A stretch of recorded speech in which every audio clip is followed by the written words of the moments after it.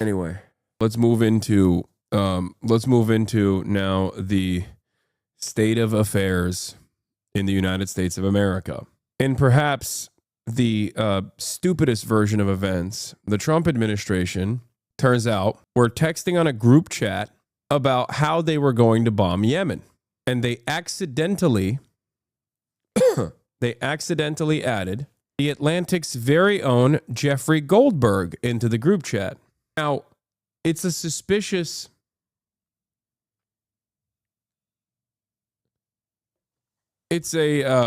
suspicious set of circumstances considering who Jeffrey Goldberg is and the roles that Jeffrey Goldberg has played. I don't know if it's like literally an accident or they deliberately did this, but because they're so stupid, I assume it was a happy accident for them. Jeffrey Goldberg is a former IDF prison guard, the editor-in-chief of The Atlantic, and also has run cover for American foreign policy that, justified the invasion of Iraq through channeling the lies, repeating the lies that the American State Department was telling at the time. Jeffrey Goldberg has also offered very positive pieces to Mohammed bin Salman at the time when he was doing the charm offensive. Actually, I think he literally coined the term charm offensive. He's a big-time MBS advocate. But yeah, they had a Signal group chat, and I guess they accidentally added the wrong Jeffrey IDF onto the Signal group chat. What's funny to me about the stories that The Atlantic is so obviously a core part of the pro-war propaganda apparatus that someone thought of adding the editor-in-chief to a Pentagon group chat. He thinks this makes the Trump admin look bad. I think it makes The Atlantic look bad too. Yes, I think so as well. I think Nathan J. Robinson cooked here. I think that's precisely the reason why Jeffrey was accidentally added into the group chat. I don't know if this was a true accident, but we have some of the conversations that took place, even though The Atlantic was too cowardly to reveal it, as far as I understand. They were too cowardly to reveal all of them. Sorry. All of the group chat text messages. Here are some of them. JD Vance, at Pete Hegseth, if you think we should do it, let's go. I just hate bailing Europe out again. Let's just make sure our messaging is tight here. And if there are things we can do upfront to minimize risk to Saudi oil facilities, we should do it. Pete Hegseth responds, VP, I fully share your loathing of European freeloading. It's, in all caps, pathetic. But Mike is correct. We are the only ones on the planet on our side of the ledger who can do this. Nobody else even close. Question is timing. I feel like now is as good as a time as any given POTUS directive to reopen shipping lanes. I think we should go, but POTUS still retains 24 hours of decision space. SM says, as I heard it, the president was clear. Green light, but we soon make clear to Egypt and Europe what we expect in return. We also need to figure out how to enforce such a requirement. E.g., if Europe doesn't remunerate, then what? If the U.S. successfully restores freedom of navigation at great cost, there needs to be some further economic gain extracted in return. I guess that's Stephen Miller who's saying that. Pete Hegseth, agree. Dude, once again,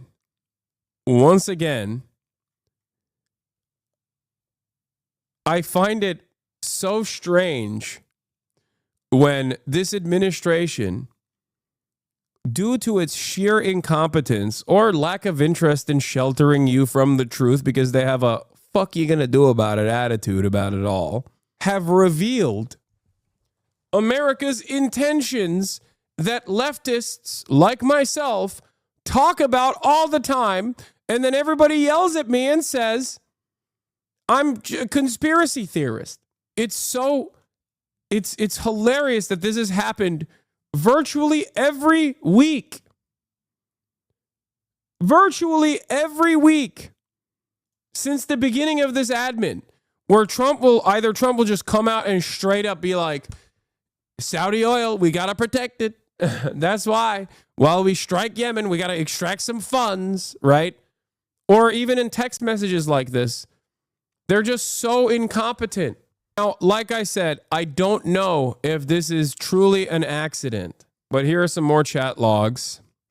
News. Atlantic editor Jeffrey Goldberg reports that senior Trump administration officials mistakenly added into a single signal group chat where they deliberated on strikes against the Houthis in Yemen. National Security Council spokesperson Brian Hughes says the text chain appears to be authentic. The group discussed planning for the bombings, current intelligence assessments, and debated whether to launch the military action. The chat, called Houthi PC Small Group, and was started by Mike Waltz, National Security Advisor, and included 18 members of the Principals Committee, the Vice President, the Secretary of Defense, National Security Advisor, Secretary of State, Stephen Witkoff, the GOAT, Director of National Intelligence, CIA Director, and Trump's Chief of Staff. The debate over the bombings includes VP Vance arguing against striking, saying only 3% of trade passes through the Red Sea. Ratcliffe, the CIA Director, weighing in story. Hegseth arguing that waiting a month wouldn't change anything. Goldberg says he didn't realize the chat was real until the bombings began on March 15th. Mike Waltz celebrated in the chat with multiple emojis. They also said, excellent, good start, Mike Waltz, fist, American flag, fire emoji. Good job, Pete and your team. The team in MAL did a great job as well. Great work, all. Powerful start. What's the argument for doing this on purpose? I get not trusting this journalist, but this text chain seems like almost exclusively a bad look for them. Occam's razor here seems pretty clearly to be they're fucking morons. I mean, because the text, you want to know why? Because the text messages kind of reveal that they are very professional and cordial with one another, and that there's like internal back and forth on this. You know what I mean? Like they were having like serious conversations when we know that these are not so serious people. And also, there's no such thing as a bad look for this administration. You can only shame someone who has the capability of being shamed. If a person does not have the capability of shame, then you can't shame them. Does that make sense? Do you understand? It's kind of like the Pete Hegseth phenomena, right?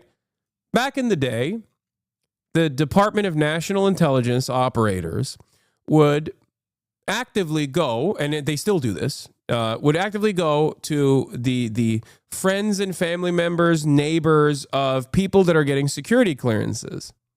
The reason for why they would do this and do like a massive assessment, there's an entire agency dedicated to making sure that the people that are being elevated, the people that have top security clearance status, are actually not open to compromise, open to blackmail, open to be extorted. They would look through your finances. If you have a lot of gambling debt, for example, that creates an opportunity for a foreign actor to exploit that. You have financial issues, then someone can, you're more malleable. Someone can come in and say, oh, we're going to clear your gambling debt if you slide us some USBs with some top secret intelligence, right? That obviously doesn't matter. Look at Brett Kavanaugh. He is a Supreme Court of the United States justice now. But beyond that, they would look at whether or not you were a drunk, whether or not you had, done rapes, for example. The reason why I'm using those two reasons, the reason why I'm bringing up those two factors here is because Pete Hegseth has done both. He is both an alcoholic and he has done rapes. But there is no reason to fear that Pete Hegseth could ever be blackmailed because everybody knows that. And the administration says, what the fuck are you going to do about it? So it's no longer a weakness if your crimes are in full display and you are unblackmailable. Does that make sense? Do you understand what I mean? You can't blackmail someone who's shameless. That's how it is. This just in, editor-in-chief of The Atlantic, Jeffrey Goldberg, says he was accidentally texted war plans. Yeah, we literally just received this piece from The Atlantic, and in it, Goldberg writes, U.S. national security leaders included me in a group chat about upcoming military strikes in Yemen. I didn't think it could be real. Then the bombs started falling. CNN's Alex Marquardt joins us now live. And Alex, this piece came out literally in the last few minutes. I haven't been able to read through all of it, but this seems like something out of a farce, like out of a comedy. It is. This is Burn Notice. We are simultaneously Idiocracy, but also Burn Notice at the same time. The Burn Notice was a documentary to begin with, though. So, yeah. Is just stunning on so many different levels. And I understand why Goldberg didn't believe it was real, because it is just shocking in several different ways. Goldberg was added to a Signal chat with some of the most senior national security members of the Trump administration. Signal is a messaging app that is encrypted, probably why these officials thought that they could have a discreet conversation on there. But on it, in this chat that Goldberg was a witness to, they talk about the planning for the recent bombing of the Houthis that started on March 15th. They talk about current intelligence assessments. There's a full-on debate among these officials about whether they should carry out this bombing of the Houthis. And these are conversations that could be in violation of the Espionage Act. Now, this group was started, it looks like, by the National Security Advisor Mike Waltz, who called it the Houthi PC Small Group. PC refers to Principals Committee. The principals in the administration are the senior-most officials.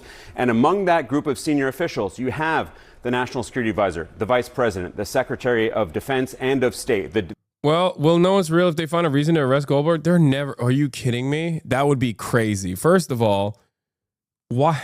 What? You think the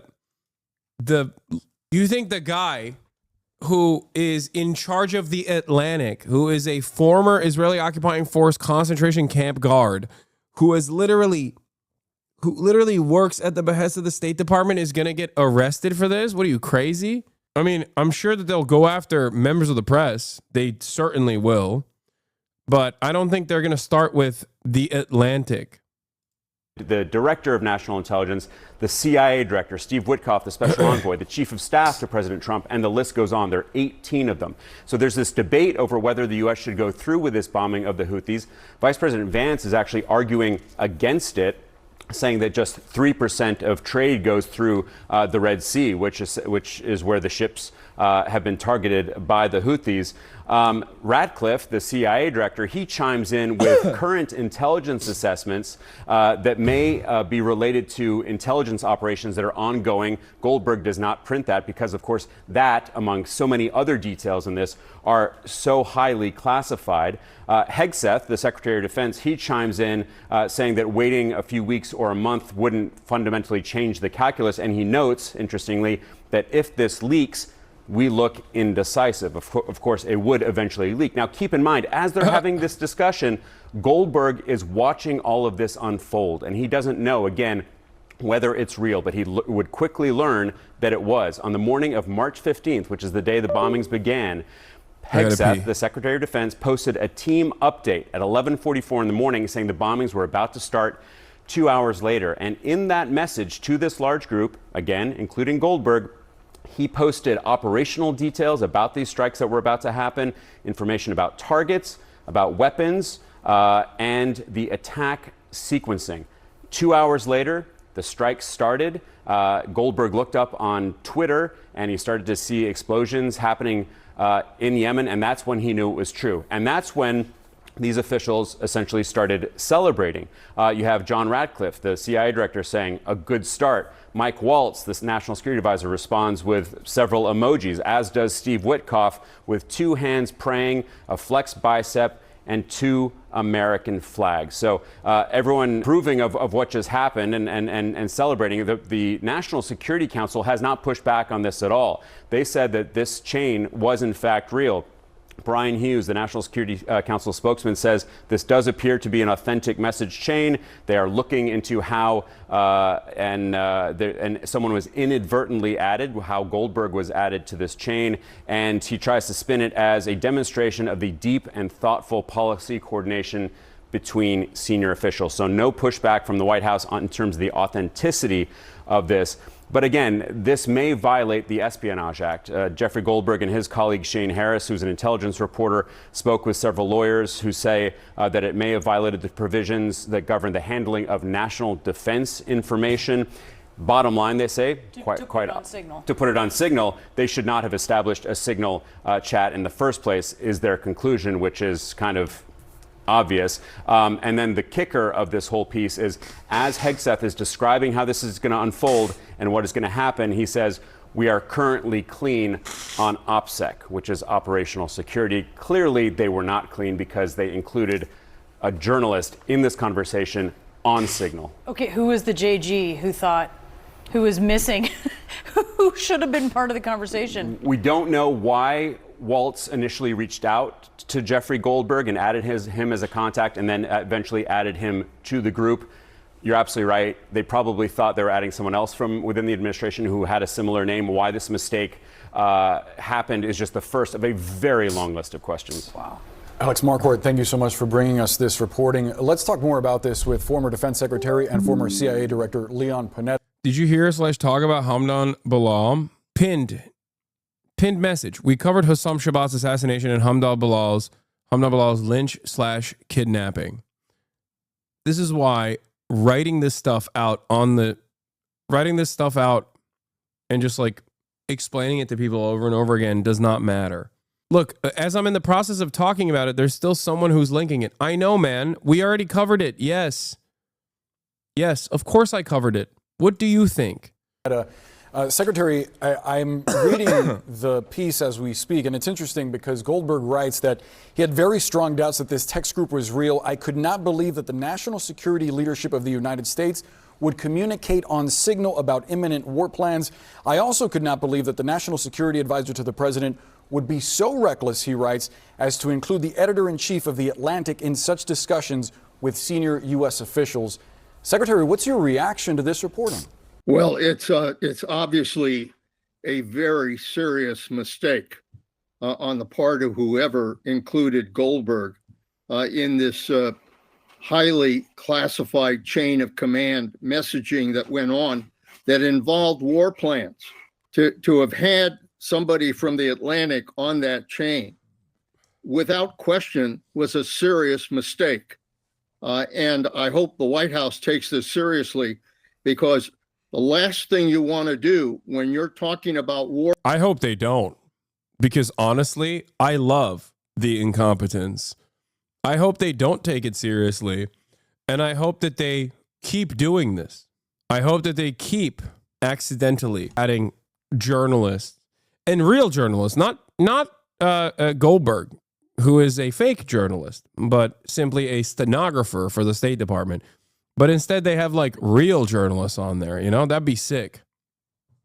Of course, that'll never happen, because I don't think that any real journalist is going to be a phone number, is going to have their phone number saved in the phone of Mike Waltz. War Thunder Discord in disarray after being outflanked by a drunk. Yeah. I have a suspicion that they meant to include Deputy Assistant to the President and Deputy Homeland Security Advisor Joshua Geltzer. Makes you wonder whether or not that it was done intentionally, because that level of incompetence is incomprehensible. It's a very weird situation, because the administration is that fucking stupid. I mean, dude, Pete Hegseth is a Fox News contributor. He's a weekend host, and now he is in charge of the DOD. Like it's weird, because on the one hand, I'm like, whoa, was this a clever way to just like to do a show of force? Because everything that you got from the leak itself is not all that surprising. Like it's stuff that you imagine them saying in public.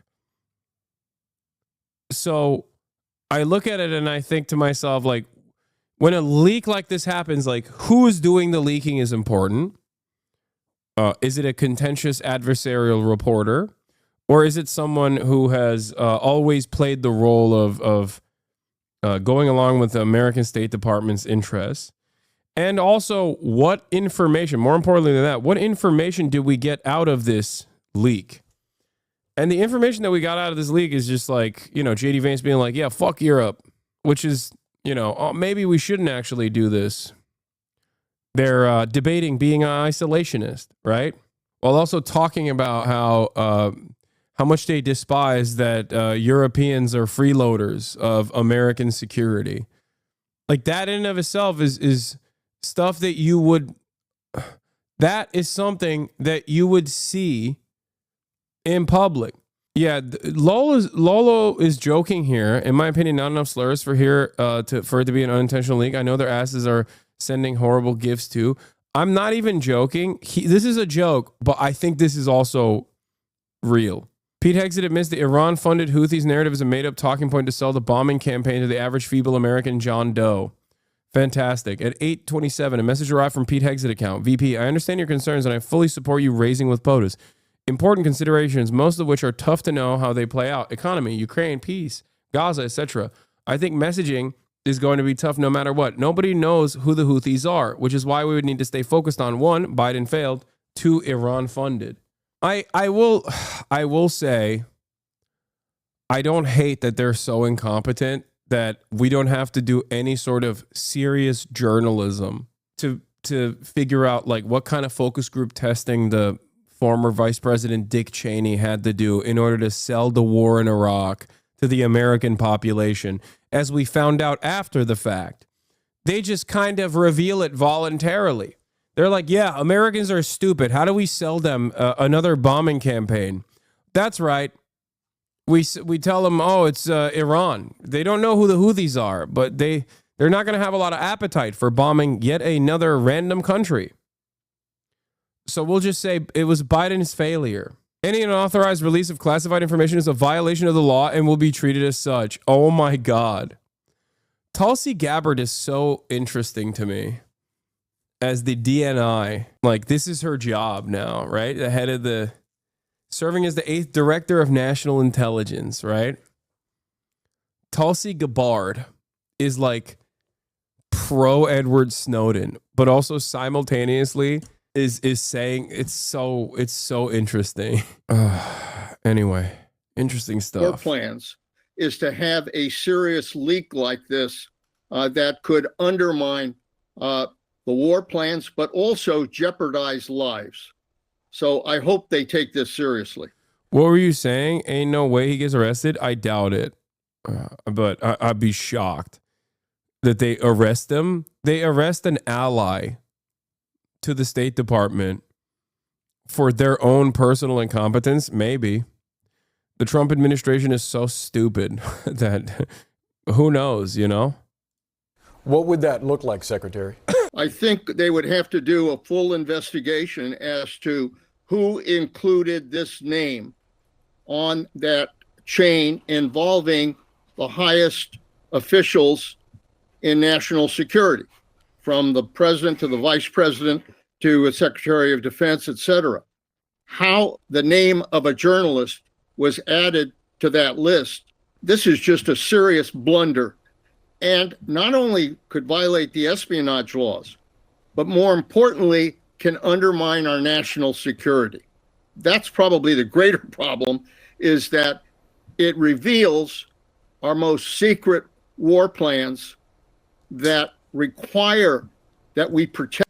How is it a secret? Like, every administration has bombed Yemen. Every single one. Democrat, Republican, every single one. It's not a secret. It's an expectation. Like, oh man, we got to bomb Yemen again. Oh, I'm shocked. What a shocking display. Wow, Trump really changed the trajectory of American foreign policy by doing the thing that Barack Obama, Joe Biden, and Trump did last time he was in office. Interesting. America, it's like having a group chat being like, hey guys, we should give $7 trillion to Israel. And then people being like, wow, this is a real change of pace. They're leaking state secrets out here. I can't believe it. This is so different than the previous administration and the administration prior and the administration prior and the administration prior. Another supply of bombs to Israel. Wow. Protect that information in order to be able to conduct what is obviously a serious operation of war. To that point, Secretary, I wonder what could have happened here if it wasn't Jeffrey Goldberg, the editor-in-chief at The Atlantic, who received this and decided to publish this story. If it had been someone else on the contact list that was added to the Signal chat, what would have been a worst-case scenario that would have put national security at risk? Well, the worst-case scenario, I mean, thankfully, Jeffrey Goldberg just assumed that this was either a joke or some kind of mistake, and obviously didn't pay attention. But somebody who would have the United States as an adversary could reveal this information immediately to the Houthis in Yemen that they. Dude, I can't. Oh my God. I'm sorry. I'm just envisioning a future where Jeffrey Goldberg is arrested, and it's so awesome. Which is part of the reason why it won't happen. Like, it's so incredible. Oh my God. It's great. I can't believe that this would be the one time where on principle I'm against this move. But goddamn do I enjoy the show, you know? For once, Donald Trump offers an olive branch to those who definitely want to see Jeffrey Goldberg arrested. They were about to be attacked, and they in turn could have responded and attacked U.S. facilities in the Red Sea, causing casualties of our troops and of our men and women in uniform. So if it were somebody who did not have the United States' national security interests at heart, but rather had the interests of our adversaries. Yeah, he's like, don't worry. Thank God Goldberg has United States national security interests at heart. He could have seriously disrupted these war plans. I wonder what you make of the administration's response, framing this, not denying the story, but framing this as an example of a thorough policy discussion, a thorough discussion about how to approach. What's Fox News saying about this? Are you ready? I haven't seen what Fox News' response is, but I will tell you. One, the committee obviously kept their responses incredibly professional. As you can see, this is the most glorious committee that anyone has ever seen. It's so obvious that they are brave, brilliant, and have the America's interests at heart. Also, Goldberg should go to prison for even revealing this information instead of politely saying, I'm sorry, and seeing himself out of this chat while the real patriots were discussing bombing Yemen.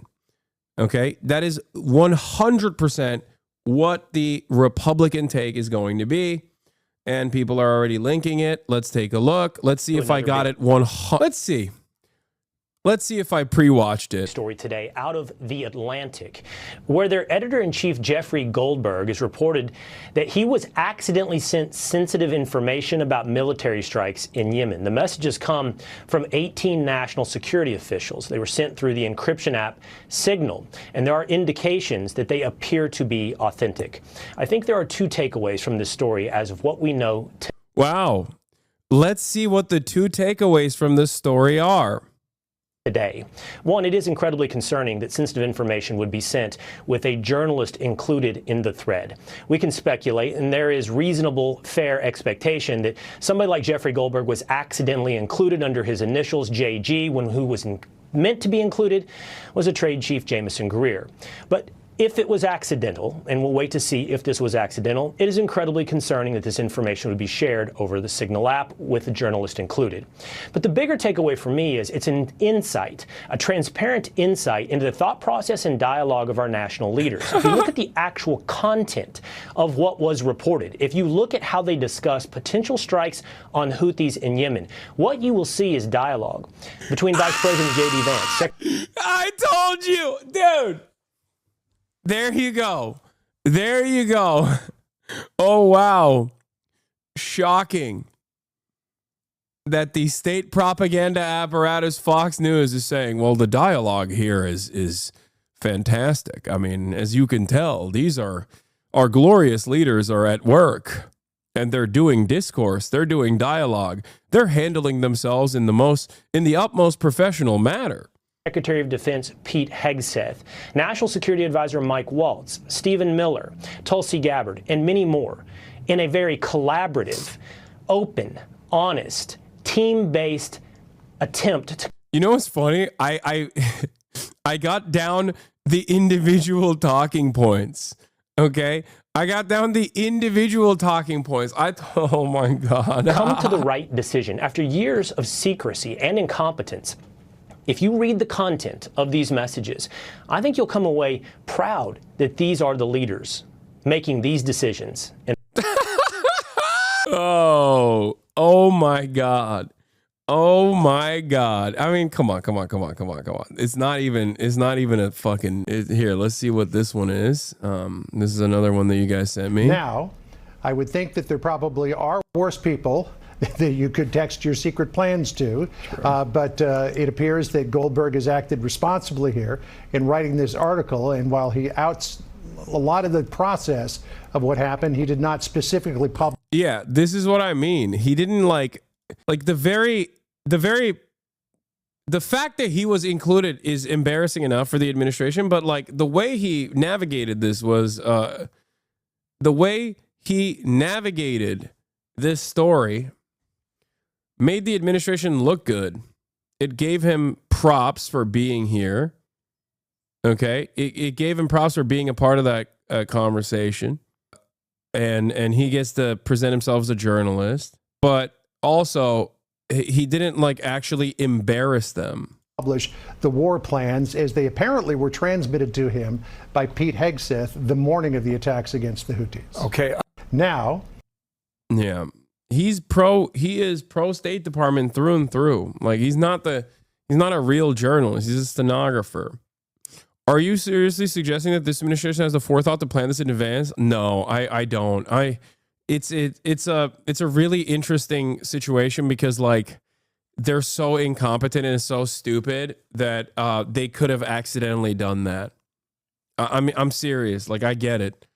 I totally understand why this could be like this is a situation that could have gone a lot worse for the administration. And it was a happy mistake that they went with someone who was so pro Trump regime and just so pro Trump State Department. And Trump wasn't on the call. Like, he wasn't on the Signal group chat. I don't think he knows how to fucking operate Signal. Trump on the report at cabinet officials were discussing sensitive materials on Signal. I don't know anything about it. You're telling me about it for the first time. These cabinet officials and aides have been discussing very sensitive material through Signal and included an Atlantic reporter for that. What is your response to that? I don't know anything about it. I'm not a big fan of the Atlantic. To me, it's a magazine that's going out of business. I think it's not much of a magazine, but I know nothing about it. You're saying that they had what? They were using Signal to coordinate on sensitive materials and having to do with what? Having to do with what? What were they talking about? With the Houthis. The Houthis? You mean the attack on the Houthis? Right. Well, it couldn't have been very effective because the attack was very effective. I can tell you that. I don't know anything about it. So effective. Isn't it damning that Goldberg's in the Trump admin Signal contacts? No, it's not. It's obvious. I mean, yeah, it is damning for Goldberg as much as it is damning for the administration, but it's also not surprising at all. That's what I'm trying to say. I'm trying to say that it's not even remotely shocking that someone like Goldberg would get invited to the Signal group chat on accident because they have his number. Part of my skepticism over the idea that Goldberg was added to the chat by accident, if you're pro-Trump, all the people involved are shown as concentrated and dedicated to fighting Yemen and as saying the same things in public as they do in private. That's what I mean, exactly. Anyone who's concerned with national security by doing all this is in a Signal chat is a non-entity to the current Republican establishment. Everyone of influence with that opinion was purged years ago. It doesn't make him look bad at all. It doesn't make these guys look bad at all. It makes them look like they're serious professionals. They're consummate professionals engaging in professional conduct and dialogue, basically saying the same things that they would be saying off camera, but also saying the same things that they'd be saying on camera. And the very fact that it's like Goldberg that was the person who was added to the conversation makes me feel like it makes me feel like I just don't think that they have foresight. They don't have enough foresight to do this deliberately. But also, you know, something about it doesn't sit right. Policy toward the Houthis. Well, look, this is a chain of command. It's provided so that our top officials can have that conversation as to whether or not.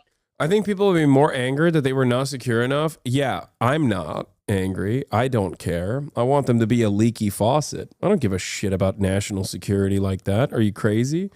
No, I want them to have all journalists. Put some real journalists in those fucking group chats. You kidding me? You think I care? You think I give a shit about the American war plans being disrupted by the most incompetent administration of all time? No, I don't. I think it's great. It's awesome. The only thing that I'm upset about is that it was Goldberg that was CC'd. Yeah, they should CC me in it, dude. Put me on the fucking group chats. To conduct these war plans. So that there's no question this is legitimate. But what they're not paying attention to is that you've included somebody on the outside who has no business knowing about this information. There was a mistake here. Somebody on the Atlantic. Like, of course, Leon Panetta is going to be mad because he does care about the incompetence. But he's the defense secretary. No shit, he's going to be mad. I'm not the defense secretary. I have an antagonistic opinion towards the American State Department and the American intelligence and American empire in general. So for that reason, I'm like, great. Yeah, keep being incompetent. Who gives a shit? Got the most sensitive emails you can imagine at the federal level. That is a serious blunder. It has to be investigated, and somebody, frankly, needs to get fired. Who do you think that is, sir? Whoever put that chain together. Yeah, okay. We just watched this. So I want to see what they what else they were. So looking at it, bro, we got to go ahead and get it to at least 10,000. Okay, stop. So stupid. It's so stupid. It is the stupidest administration. God damn it. We're just so dumb. We're such a dumb fucking admin. Oh my God. Check TMZ. Why? Yeah, it's Hillary Clinton is going, "Oh, you have got to be kidding me." Yeah, fuck Hillary Clinton. Guys, I really need you to lock in. I already covered the Hamdan Bilal story, okay? Is the expectation that people will routinely trickle into the to the stream throughout the day to be like, "Why aren't you talking about Turkey?" or "Why aren't you talking about Hamdan Bilal?" I already did. I covered both of the stories for the past 2 hours. Like, I don't know what you want me to do. It's literally pinned on the chat. Please stop spamming. Where is it? This is the I wish that they just like leaked all of them, like all of the text messages. I think it's silly that he didn't do that. And that's how you know he's not a real journalist. Does that make sense? This person, ex Wall Street Journal, Marketplace and Guardian reporter, doesn't believe that the official narrative is that this was leaked, or not leaked, sorry. The official narrative that this was accidentally conducted. Let's hear what she had to say. As a longtime fan of Signal, though, seeing that our nation's premier foreign policy dipshits use it to plot their half-assed military plans is some kind of validation, I guess. Anyway, every leak is intentional. It's obviously not an accident to add a raging Zionist former Israeli prison guard to the "Here's How We Kill Israel's Enemies" group chat. BRB, accidentally adding the nation's biggest loudmouth pro-Israel former IDF prison guard with a media empire to the disposal of the neocon group chat, bragging about using our power and violence against a country blocking Israeli ships. By the way, all our Republican pro-Israel donors have been complaining we're not doing enough for them. Ignore that part, though. Yeah, this is the one, like, I understand the skepticism here because that was my initial assessment as well. Because every single message here unironically reads like a CPAC talking point. It's written like a press release or a CPAC speech. I'm begging journalists to question the leak narrative. It's obviously intentional for public consumption, you know?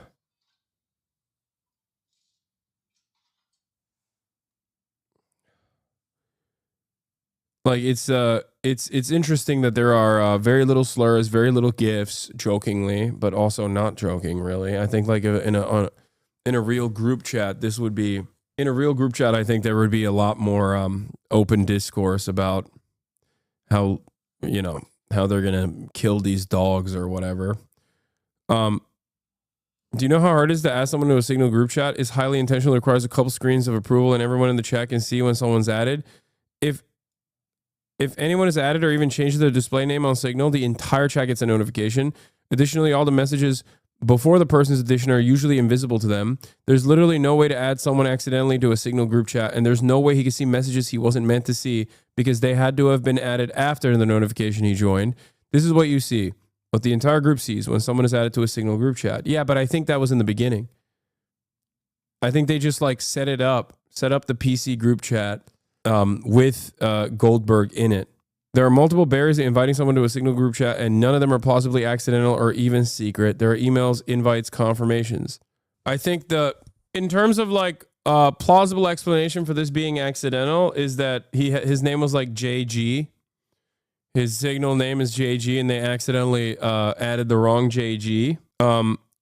But because there's so much that was revealed from it that seems like a PR move to tell like the pro-Israel lobby, like, see, these are the considerations that we are making. No, not Jonathan Greenblatt chatter. Come on. No, the heads of the State Department are not going to add the president of the Anti-Defamation League into a conversation about bombing Yemen. White House Deputy Chief of Staff Stephen Miller proposes to extract economic gain from both Egypt and the EU if U.S. succeeds in opening the Red Sea by force. National Security Advisor Michael Wallace had previously proposed that Europe should foot the bill entirely. Account label P. Hexet posed a team update. I will not quote this from this update or from certain other subsequent texts. The information contained in them, if they had been read by an adversary of the United States, could conceivably have been used to harm American military intelligence personnel, particularly in the broader Middle East, Central Command's area of responsibility. What I will say, in order to illustrate the shocking recklessness of the Signal conversation, is that Hexet posts contained operational details of forthcoming strikes on Yemen, including information about targets, weapons the U.S. would be deploying, and attack sequencing.